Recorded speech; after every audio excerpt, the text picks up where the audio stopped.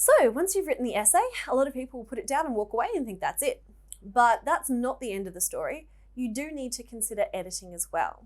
So it is assumed whenever you write an essay that you also go through the editing process, and it may be that you often don't at this point, but it's something you need to learn how to do. Editing is an English skill just like writing is.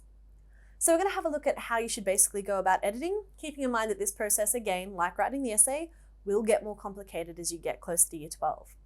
So the first thing you do is write on a computer. If you write by hand, you find that you get lazy, you decide not to change things or cross stuff out because it's a pain to rewrite it.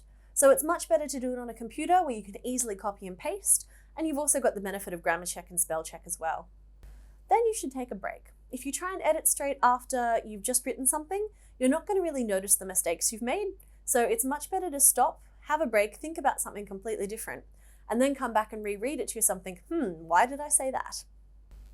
Then you're going to fit your essay to the Comparative Essay structure guide that we've just gone through and check that you have not waffled anywhere or kind of elaborated too much on any point, but that you've moved through them quite quickly and provided lots of good support in terms of quotes and techniques for your argument. Then you're going to edit several times until perfect. Once you've done that and you're happy with it, show a teacher or a tutor or even someone you know who's got a really good opinion regarding English, and see what they have to say about it. How would they improve it? Once that's happened, make sure you apply the feedback. There's no help in actually, getting this feedback from somebody if you're not also going to apply it. So don't put it in a drawer and think, I'll remember that for next time. Pick up the essay and actually think about how you would change it. Keep in mind that you have to edit your core essays until they're perfect. It's very likely that whatever you're studying in terms of your comparative essay will come back in your final exam. So you want to make sure that you can, reproduce something pretty good. So when you come to editing, what are you supposed to cut? So you do cutting first so you don't waste your time.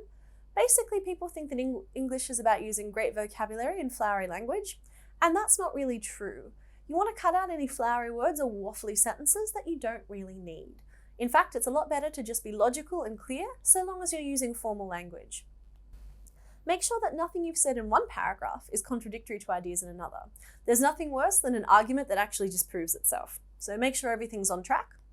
And then cut out any informal language you might have used and any first or second person language. So that is like I or we and you language. You want to use phrases like one can see that or it is seen that, so that you're removing the individual from the process. Once you've cut out everything, you might feel that you lost a bit of your word count and it's a little bit depressing. So then you think, what do I do to make it longer and also better? So better, longer, and more specific quotes and techniques are always a good thing to add. If in doubt, go find a good quote. Useful jargon or contextual references might be helpful. So like earlier when I was talking about Shrek, I mentioned third wave feminism. That's the kind of jargon from the early 90s that is going to make you seem well read. Better vocabulary, grammar, and phrasing are worthwhile. So you might try using a semicolon, or even just reading your sentences aloud and seeing if they flow nice and smoothly. So often a great way of figuring out how to edit is simply to read the essay out loud, and anytime you're stumbling over the words, there's probably a better way that you could write it. So in general, what are the skills you need to get better at editing essays? Well, the first thing is, right before you edit your essay, reread your study notes or your similarities and difference comparative table before you go about editing. So go back and look at the facts of the information before you try and make things smoother. See if there's any more information you should put in or if there's a better way you could express it. Type and edit on a computer, okay, again, so you can change things easily.